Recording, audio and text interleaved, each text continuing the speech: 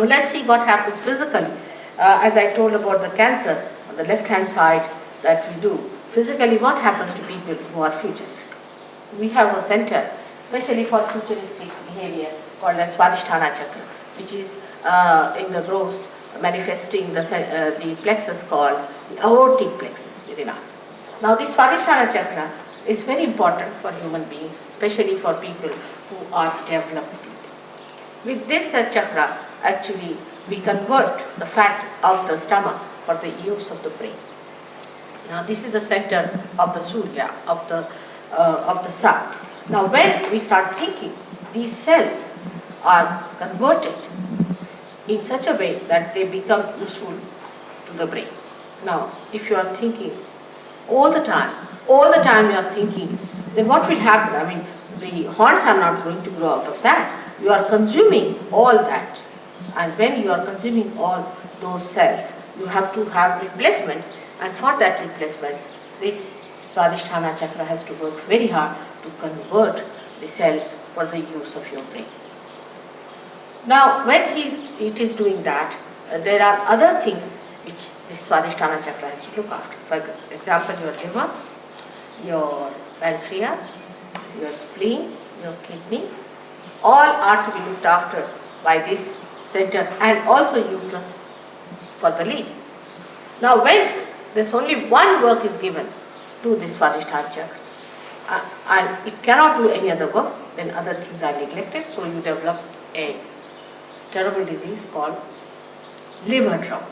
Now liver trouble is another thing that you do not feel yourself. Others know that you are liverish, the way you are hot-tempered, the way you are fussy, the way you always snarl at people, and the way you are never satisfied with anything, the way you criticize others. All this is liverish, and such liverish people are never happy with themselves because liver looks after their attention. And those who have liver problems, their attention is horrid. That goes like this. You cannot keep your attention straight. On the street you will walk straight into a car because you are looking at something which you are not supposed to look. But all the time you are looking at like this, you cannot walk. I mean, you won't find any animal like that who walks like this, but only human beings do it. If you see them on the street, you'll be amazed, where are they walking? They don't walk straight, they don't walk straight, but their eyes are going this way, that way, because the attention is wobbly. The attention is wobbly because of a bad liver. So this liver is a very, very important thing. Now this liver has a special capacity to extract all the poisons from the body as heat.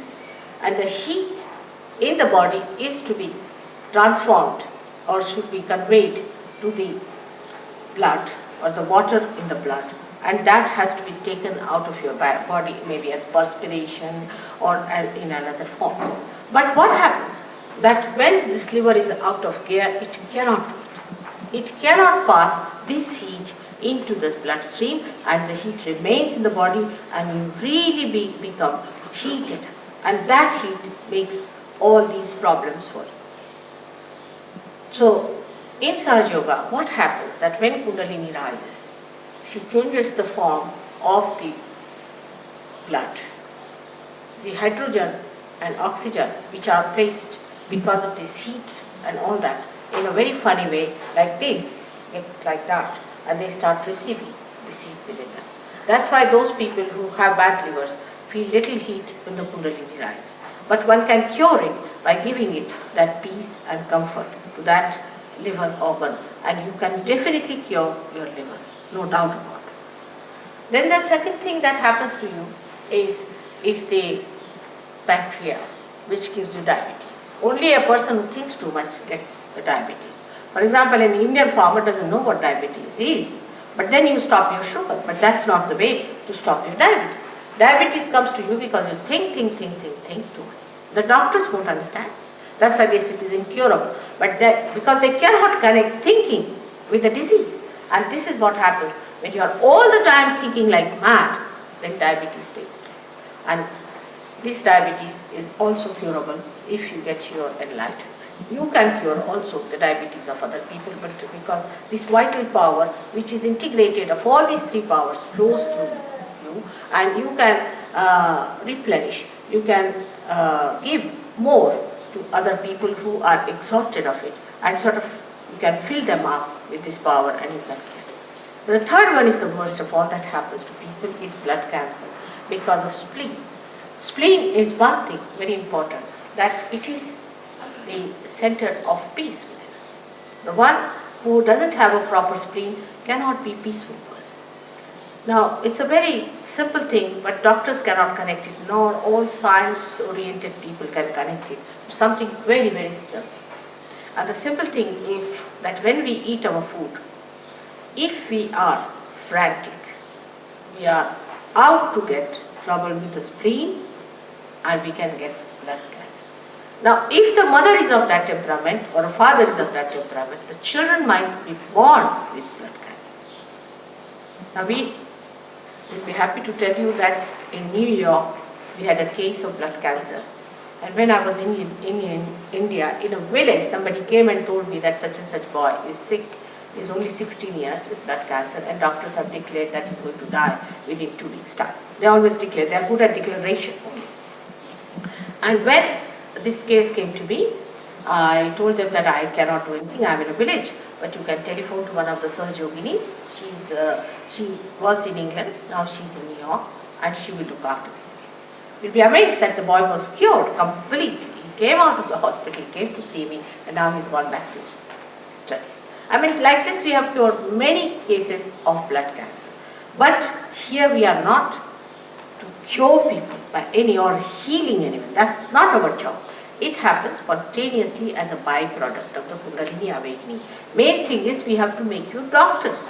We have to make you knowledgeable people. We have to make you collectively conscious human beings who have to enter into the kingdom of God to reside there in His peace, bliss, and joy. Now, this trouble of also of kidney, of high blood pressure, all that is due to this. People worry, they are frantic, you see, and this franticness comes to us just as a matter of habit. I have known people, as soon as you say, oh, you have to go by aeroplane or somewhere, suddenly the aeroplane word triggers that frantic, oh, they get mad. They don't know what they are up to. They will forget their passport, they will forget their luggage, they will forget this, that. Frantic. At the airport, if you go, you'll find this left nabi, as we call it, the center is the spleen goes frantic. Now, when you eat your food or do any such work, there is an emergency created and more blood is needed to digest that food. So this spleen, poor thing, works very hard to create that extra amount of blood cells. But at the time you are eating, you are also reading a newspaper. That's the worst thing one should do in the morning. Horrible. You read the newspaper, you are eating the food, the spleen goes off because another emergency comes up. Then you get onto your bicycle, eat a sandwich in the hand, it's even worse than that. And you are rushing to your work, suddenly you find a big jam on the way, then you are even very badly placed with the situation and you get so frantic and you don't understand. And the person who is in front of you goes on saying, oh, what's wrong with this fellow? Why can't he drive fast? And the same fellow is saying something exactly the same to the another fellow who is going ahead. So this mad race is on, this rat race is on, and if you are eating your food in such a hurry and in such franticness, you develop this trouble, which is very dangerous, called as blood cancer, and among young people is very common. Now, the last and not the least is the trouble of the heart. When you pay too much attention to all these outward things, to material things, to your all material advancement, to your physical advancement, and to so much of computerization of your brain, then you neglect the necessary attention to your spirit, which resides in your heart. And so the spirit receives. And when the spirit receives, you get a heart attack. Only a person who is right-sided gets a heart attack, and never a person who is a left-sided. I told this to a doctor, and he told surprisingly that in a mental hospital, we never need a cardiogram. We do not need it. They never get a heart attack. A madman never gets a heart attack. Surprisingly, a person who is mad is using his heart, his left side, his emotions, and his heart should go out, but no, his brain goes out. Can you imagine? And the one who uses the brain, his heart goes out. This is the balance created by nature in us. See how cleverly the nature is trying to guide us in the center. Don't go to the extremes, keep to the center, and then when you are absolutely in the center, then you get your evolution very quickly. So this is the right side that we have, the futuristic side, and as you know, we are all very futuristic by temperament.